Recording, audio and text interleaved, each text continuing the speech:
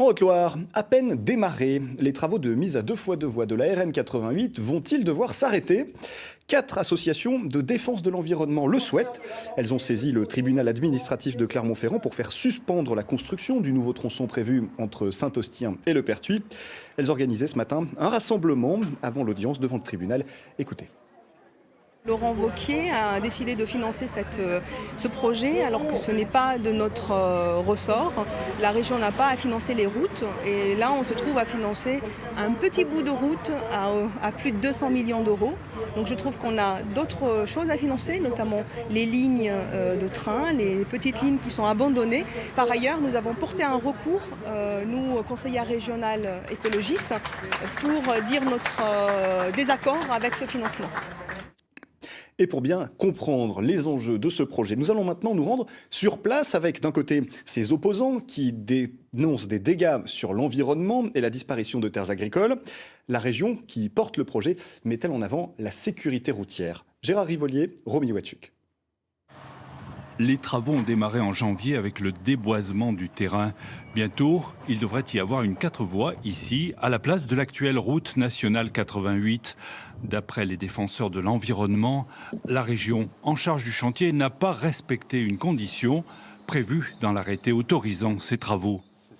Il était clairement dit que l'abattage ne devait pas se faire lorsque les températures nocturnes étaient inférieures à 5 degrés, parce que la petite faune est complètement paralysée et qu'en abattant à ce moment-là, il n'y a aucune possibilité de fuite pour elle. Mais c'est sur le fond que veulent se battre France Nature Environnement, SOS Loire Vivante et l'association des usagers des transports. Pour ces associations, ce projet est démesuré, il est d'un autre temps. D'ailleurs, il avait été abandonné par l'État. Pour 10 km, il prend 140 hectares de terrain. Il y a des ouvrages d'art énormes, des viaducs de 300 mètres. L'intérêt public en 2021, il n'est pas de faire 226 millions de travaux pour faire obligatoirement une 4 voies. On pouvait faire quelque chose de beaucoup plus léger et qui serait beaucoup moins pénalisant. Trop pénalisant pour la nature et pour l'agriculture, estiment les opposants. D'après eux, une trentaine d'exploitations vont être touchées, comme celle de Xavier Malesson.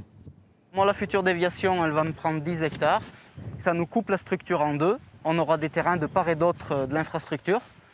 Ce qui n'est pas évident, comme on a un troupeau à l'étang, c'est pas si facile que ça à déplacer. Donc ça va nous imposer des déplacements bétaillères alors qu'aujourd'hui on le faisait à pied. Pour la région qui finance en grande partie les travaux, l'argument numéro 1, c'est la sécurité avec le nouveau tracé. On est sur une zone qui est très accidentogène. On sait par exemple qu'une route à 2 fois 2 voies est 2 fois moins accidentogène qu'une route à 1 fois 2 voies. Je rappelle pour mémoire qu'entre 2013 et 2017, on a eu 6 morts. 6 décès sur la route entre le secteur Saint-Pierre-Énac et Yssingeaux. Les associations demandent au tribunal administratif de suspendre les travaux dans un premier temps et d'annuler ensuite l'autorisation environnementale accordée en octobre dernier. Et le tribunal administratif doit rendre sa décision demain. Sur le front sanitaire,